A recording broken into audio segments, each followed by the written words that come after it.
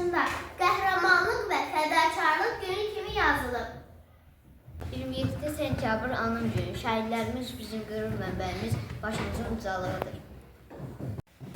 Bu gün biz vətən uğrunda canından keçən şəhidlərimizi ehtiramla yad edirik.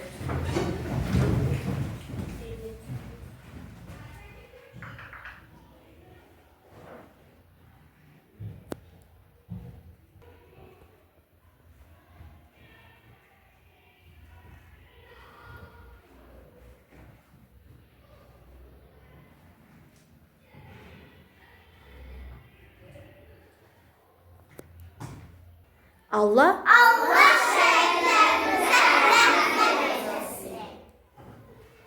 Şəhidlərimizin qanı torpağımıza azadlıq və qələbə gətirdi.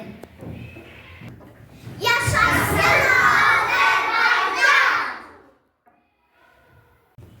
Vətən yolundan canını fəda edənlər heç o ölmürlər, əbədi yaşayırlar. Şəhidlər ölməz, vətən bölünməz. Mənim borcum şəhidlərin ruhunu daim yaşatmaqdır. Şəhidlər əbədi yaşayırlar.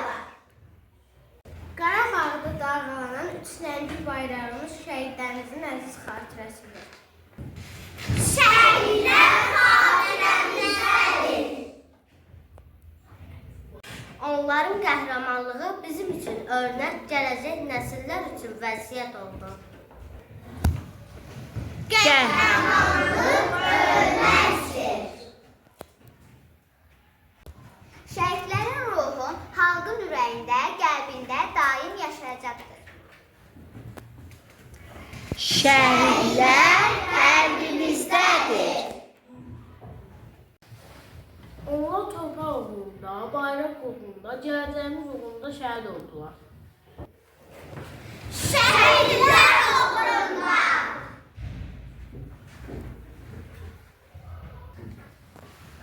Biz bu torpağı severek ve koruyarak onların ruhuna sadikiz.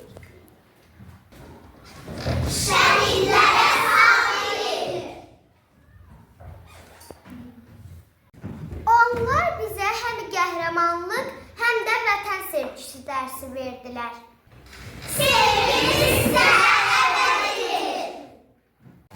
Şəhidlik insanın vətənə veriləcəyi ən ali dəyərdir. Şəhidlik ən Bu torpaq bu yurt şəhidlərimizin qanı ilə daha müqəddəsdir.